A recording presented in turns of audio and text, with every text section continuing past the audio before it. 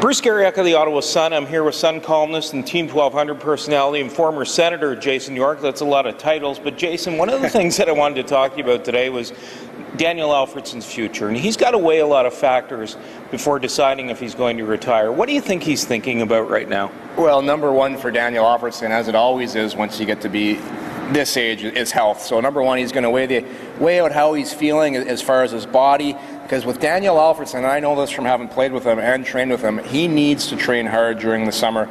Last summer with the back injury, he didn't get a lot of chance to work on what he likes to do, his legs, his core strength. So if he can dedicate himself to a summer of really working on his body, I think that's going to be the main thing. Mentally, is he ready to have that challenge of getting his body ready for another season again? How much of a factor do you think the way he played last year will go into this, Jason? Like, you look at the way he played last year, he was outstanding. He looks like he's got a lot of gas left in his tank. He really does, Bruce, and I think that's going to be another thing that really weighs into heavily on if he comes back next year or not. He had a lot of fun last year, and I can tell you, when you're playing with young guys like Carlson, those types of players, it rejuvenates you as a player, it energizes you. And you watch Daniel Alfredsson, and you and I have spoke about this before, he stays on the ice late after practice. Most guys that look like they're not having fun, and I've been there before, as soon as practice is over, you get off the ice right away. You want to go home, you want to be with your family.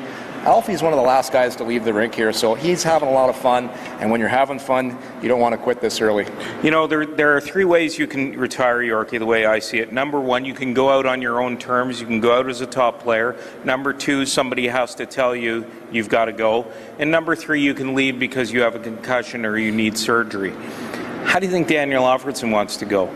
I don't think he wants to go having a concussion or having third surgery. I think he wants to go out on his own terms. He wants to win. I think that's something that still burns inside of Daniel Alfredsson. And the Ottawa Senators, when you look at the beginning of last year, maybe you thought this would have been his last year because we all thought this would be a long rebuild. But now they've got a chance here. And I think with Daniel watching what's going on in the playoffs this year, the Ottawa Senators are a lot closer than people think. Well, this is the last question, and this is the toughest question. What do you think he's going to do? Well, honestly, I think because of his kids, people might say he's going to want to retire. I think because of his kids, he's going to keep playing. I can tell you from experience, my kids used to love coming down to the rink, coming in the dressing room, hanging out, going for skates on Scotiabank Place ice here. I think he comes back because I think his kids are going to pressure him into it. Well, Yorkie, we'll hold you to an ice cold beer on that bet, and we thank you for doing this today. For OttawaSun.com, I'm Bruce Garriock with Jason York.